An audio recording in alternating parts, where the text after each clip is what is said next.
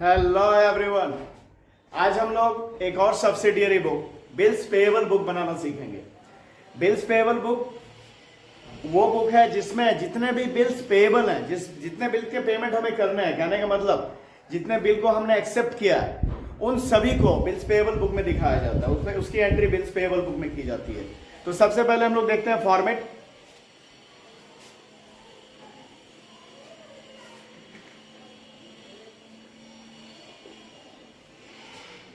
पहला column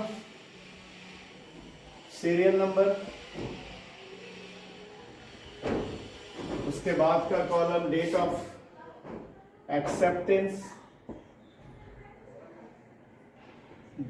date of acceptance, उसके बाद का column date of bill drawn,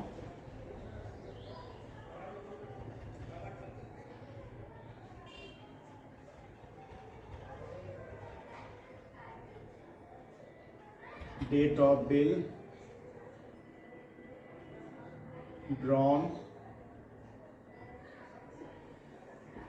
उसके बाद name of drawer, name of drawer,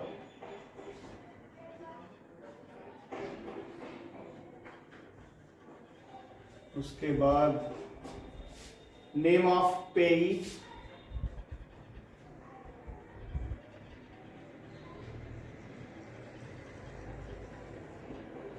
उसके बाद टर्म ऑफ बिल,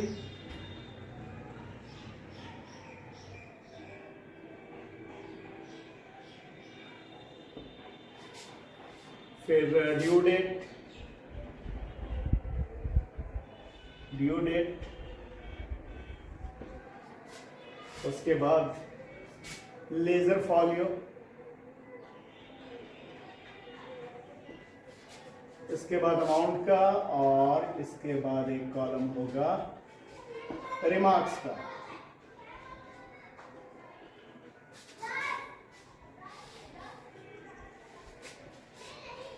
ये क्या बना रहे हैं हम लोग? Bills payable book.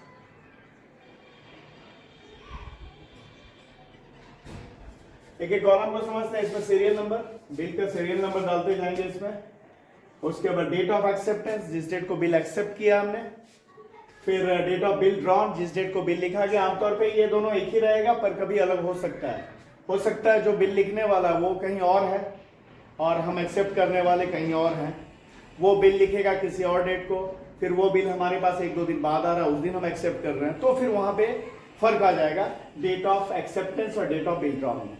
उसका नेम ऑफ ड्रावर, यहाँ पे जो जिसने बिल लिखा उसका नाम देंगे। फिर नेम ऑफ पेई, नेम ऑफ पेई, ये दोनों भी लगभग एक ही रहेगा, पर कभी कभी होता है कि जैसे जिसका बिल हमने एक्सेप्ट किया वो किसी पार्टी को बिल पकड़ा दिया है कि वो ये जो पेमेंट है इस बिल का आप ले लीजिएगा, तब उस केस में क्या होगा?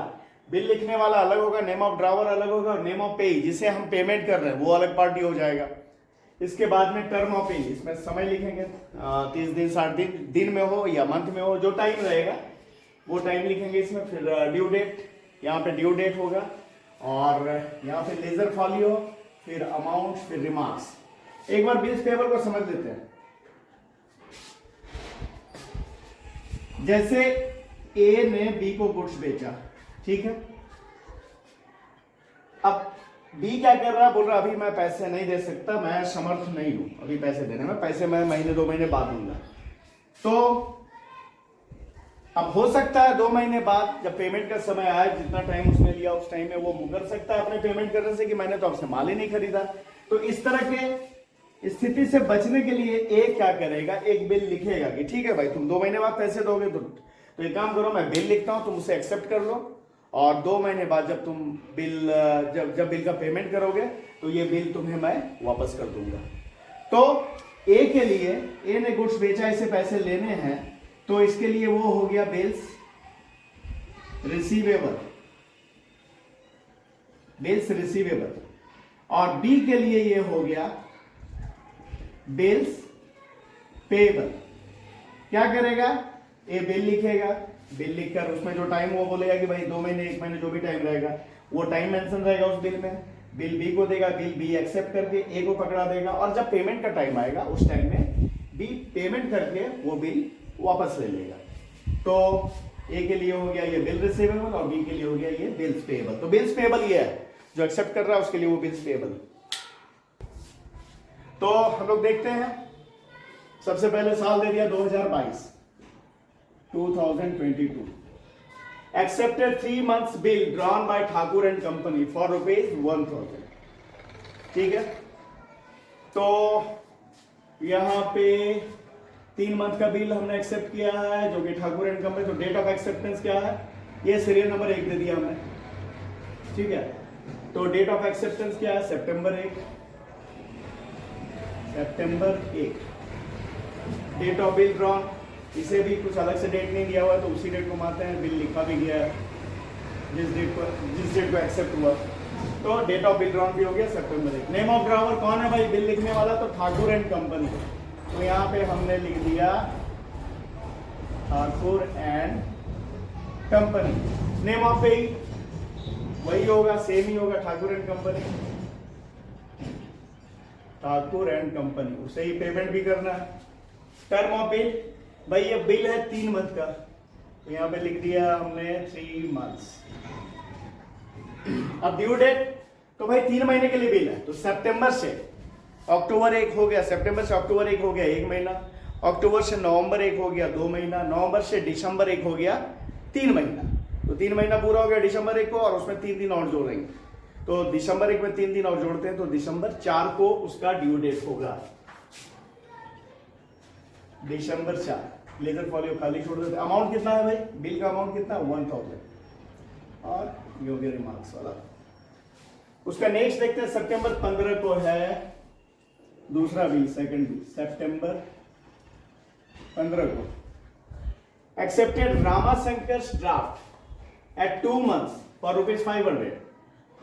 ठीक है, सितंबर 15 को एक्सेप्ट किया रामाशंकर का ड्राफ्ट। अच्छा, तो डेट ऑफ एक्सेप्टेंस भी वही, डेट ऑफ बिल ड्रॉन भी वही, क्योंकि अलग से कोई डेट तो दिया हुआ है नहीं, तो यहां भी वही सेम डेट ही रह गया, सितंबर 15। नेम ऑफ ड्रॉवर कौन लिख रहा है, इसे लिख रहा है रामाशंकर। तो यहां पे हमने ड्रॉवर का नाम लिख दिया रामाशंकर, है ना। अच्छा, यहाँ पे जो पेई है जिसे पेमेंट हमें करना है वो अलग आदमी है। जैसे बिल तो लिखा था रामाशंकर ने, जिसे हमने एक्सेप्ट किया, वो 2 मंथ का ₹500 का। पेएबल टू मुकुंद, जिसे कि पे करना है हमें मुकुंद को। तो यहाँ पे जैसे यहाँ ठाकुर एंड कंपनी दोनों जगह था, नेम ऑफ ड्रावर में और नेम ऑफ पे दोनों में, यहाँ पे वो नहीं होगा। नेम ऑफ लिखने वाला तो रामाशंकर है, पर पेमेंट हमें किसे करना है, तो हमें मुकुंद को करना है। तो यहाँ पे लिख दिया मुकुंद। भाई कितने मंथ का था, तो 2 मंथ का, तो लिख दिया 2 months। अच्छा, इसका ड्यू डेट 2 महीने के लिए सितंबर 15 से, तो सितंबर 15 से अक्टूबर 15 1 महीना, अक्टूबर 15 से फिर नवंबर 15 2 महीना, नवंबर 15 में फिर 2 महीना हो गया, उसमें 3 दिन और जोड़ेंगे तो नवंबर 15 3 18, नवंबर 18 को इसका ड्यू डेट आ गया, नवंबर 18 को। कितने का बिल है, 500 का, ये हो गया। अब तीसरा, एक्सेप्टेड दिवाकर्स बिल एट 60 days। यहां पे बिल जो लिखा गया उसका जो टर्म है वो दिन में है, 60 days के लिए वो बिल फॉर ₹800। तो भाई सितंबर 25 को, यहाँ सीरियल नंबर दिया सितंबर 25, date of acceptance, date of bill drawn भी सितंबर 25। कौन लिखने वाला इसे लिखने वाला है दिवाकर। तो यहाँ पे लिख दिया name of drawer, name of पे वही होगा, दिवाकर ही है। और टर्म ऑफ बिल है 60 days। तो इसका कैसे कैलकुलेट करेंगे दिन, ये देखते हैं। तो 60 दिन के लिए है, तो 60 days कब लिखा गया है, सितंबर 25 को। तो हमें 60 दिन आगे जाना पहले, तो सितंबर 25। तो अब सितंबर में कितने दिन बच गए, तो 5 दिन सितंबर के, ठीक है, 5 days सितंबर के, ठीक है 5। तो अब कितने दिन बचे, 5 दिन तो सितंबर के निकल गए, अब बच गए 55 दिन। सितंबर के बाद कौन सा मंथ है, तो अक्टूबर है। तो अक्टूबर में कितना दिन, तो 31 days अक्टूबर के। तो ये निकल गए, तो अब कितना बच रहा है? 4 और 5 में से 3 2, 24। तो नवंबर 24, ये नवंबर 24 हुआ, इसमें 3 दिन और 24 दिन बच रहा है, ये नवंबर का होगा। और हमारा जो ड्यू डेट होगा इसमें 3 दिन जोड़ेंगे, तो 24 प्लस 3 27, 27 ऑफ नवंबर, ये 27 नवंबर को होगा। कैसे किया हमने? 60 दिन टोटल, बिल जो लिखा गया 60 दिन का, तो भाई ये लिखा गया कब? सितंबर 25 को, एक्सेप्ट भी हुआ है सितंबर 25 को। तो सितंबर के कितने दिन हो रहे हैं? 5 दिन, 5 दिन घटा दिया तो 55 दिन अभी भी बच रहा है। फिर अक्टूबर का मंथ आएगा, अक्टूबर का 31 दिन घटा दिया तो बच रहा है 24 दिन। ये अक्टूबर के बाद कौन सा मंथ आएगा? नवंबर आएगा। तो नवंबर का 24 दिन प्लस 3 दिन ग्रेस पीरियड, तो 24 दिन 27 नवंबर होगा उसका ड्यू डेट।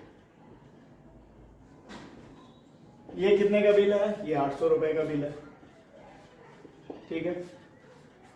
अब है सितंबर 26 को, चौथा बिल है सितंबर 26 को। डेट ऑफ एक्सेप्टेंस भी वही, डेट ऑफ बिल ड्रॉन भी वही, सितंबर 26। कौन लिख रहा है इसे? नेम ऑफ ड्रावर लिखने वाला है विनय, यहाँ लिख दिया विनय। नेम ऑफ पेई, किसे पेमेंट करना है? तो विनय को ही पेमेंट करना है, तो विनय लिख दिया। ये बिल 3 मंथ के लिए है, 3 मंथ्स। तो इसका 3 मंथ्स तो ड्यू डेट क्या आएगा? सितंबर 26, अक्टूबर 26, नवंबर 26, अक्टूबर 26 1 मंथ, नवंबर 26 2 मंथ, दिसंबर 26 3 मंथ। दिसंबर 26 3 मंथ हो गया, 3 मंथ 26 तारीख दिसंबर प्लस 3 दिन, तो 29 दिसंबर, 29 ऑफ दिसंबर। तो दिसंबर में 29 को कितने का बिल है? तो बिल है हमारा बिल फॉर बिल 2900, तो ये हो गया 2900, ठीक है, ये हो गया। अब क्या करेंगे?